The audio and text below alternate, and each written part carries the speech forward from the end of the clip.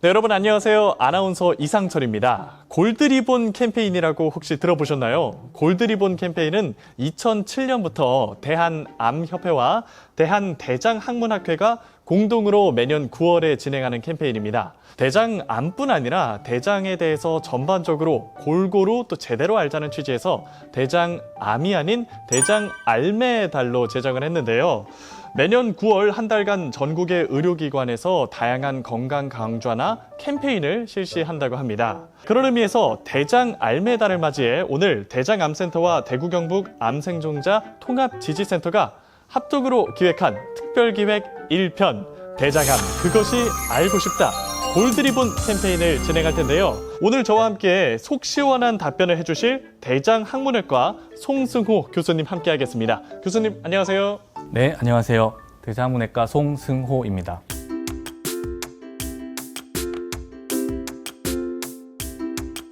교수님, 우리나라 주요 암 발생률 중에 대장암이 남녀 모두 4위를 차지하고 있습니다. 그만큼 위험한 질병 중 하나인데요. 조기에 발견하면 또 치료했을 때 생존율 역시 높은 질병으로 알려져 있습니다. 그런 의미에서 제가 지금부터 대장암 생존자분들이 암 생존자 통합지지센터를 통해 가장 많이 하는 질문 몇 가지를 드려보겠습니다. 먼저 짠! 이 OX판을 받아주시고요.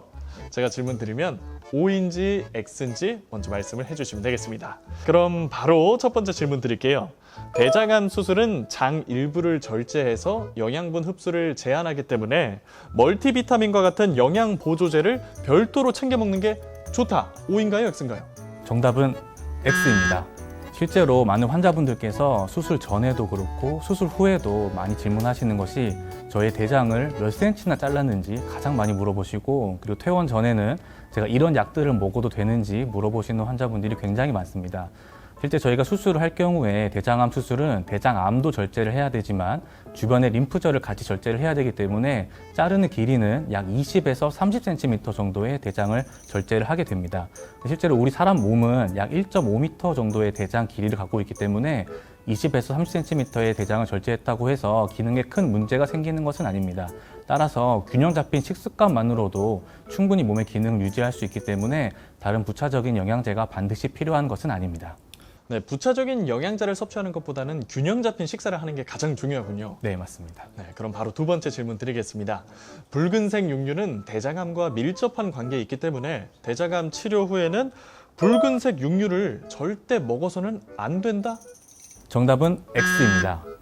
네, 실제로 이것도 역시 많은 환자분들께서 우려를 하시고 실제로도 고기를 아예 안 드시겠다고 하시는 분들도 굉장히 많은데 그렇게까지 하실 필요는 없습니다.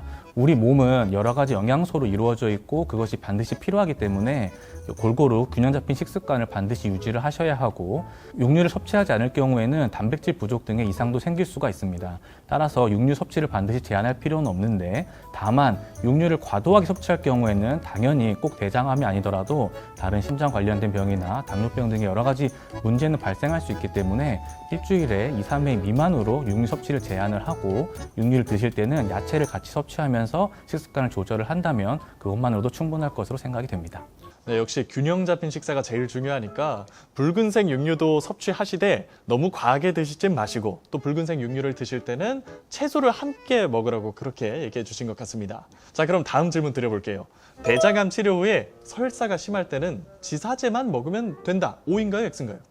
이것도 정답은 X입니다. 대장암 수술, 특히 그중에 직장암 수술을 하신 후에는 직장 자체를 상당 부분 절제를 하기 때문에 수술 후에 잦은 배변 활동으로 많이 고생을 하십니다. 그중에는 설사를 많이 해서 고생하시는 경우도 있고, 작은 변이 여러 번 나와서 화장실을 여러 번 가게 돼서 힘들어 하시는 분들도 있습니다. 그런 경우에 내가 약에만 의존하는 것보다는 일단은 그런 상태에 대해서 본인의 몸 상태를 반드시 인지를 하시고, 그리고 잦은 배변 활동 때문에 식사량을 줄인다거나 물을 안 드시고 하는 경우도 있으신데, 드시는 양은 충분히 유지를 하고, 역시 앞서 말씀드린 것처럼 균형 잡힌 식습관을 유지를 하시면서 저희가 병원에 처방해 드리는 지사제가 또 증상 조절에는 도움이 됩니다. 따라서 그런 증상이 지속되면 병원 내원을 하셔가지고 약을 처방을 받아서 복용을 하시되 식습관을 유지를 하고, 그 외에도 부가적으로 저희가 뭐 유산균이라든지 바이오 피드백 치료 등도 경우에 따라서 도움이 될 수가 있습니다. 그래서 이런 부분들도 병원을 내원하셔서 담당 의사분들과 상의를 하셔서 결정을 하시는 게 좋을 것 같습니다. 네, 네 번째 질문입니다. 대장암으로 영구적 장루술을 시행한 경우 생존율은 낮고 재발률은 높다. 정답은요? 이것도 정답은 X입니다. 실제로 많은 환자분들께서 내가 영구적 장루 수술을 한다는 것만으로도 혹시나 이게 재발률도 올라가고 나중에 생존율 떨어지고 이런 것에 대한 우려를 하고 계시는데 실제로 그 수술 방법 자체가 그런 것과 연관이 있는 것은 아닙니다.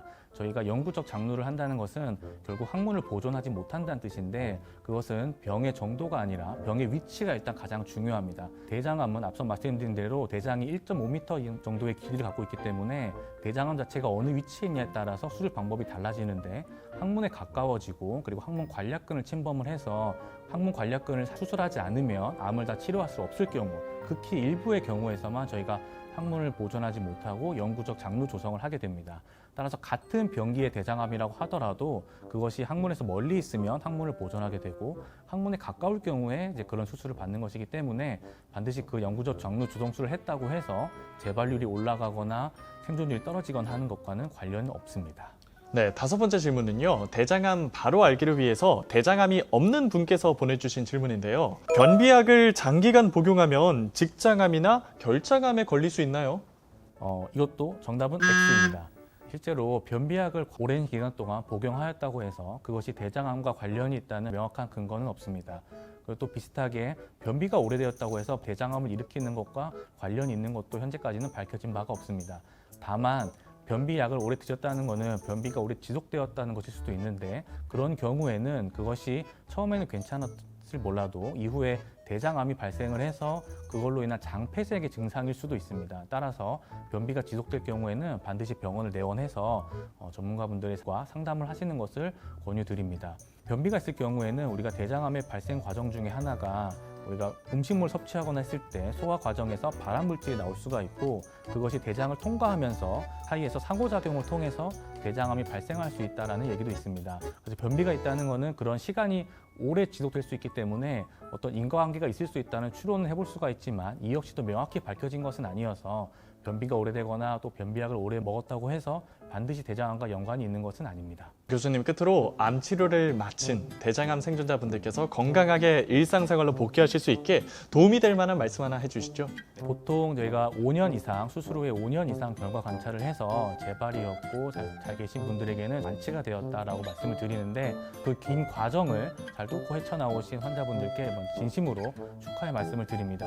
그리고 이후로 현재부터는 지금도 그 전에도 마찬가지겠지만 주변의 다른 분들과 큰 이상 없이 큰 차이가 없이 잘 지내실 수가 있습니다.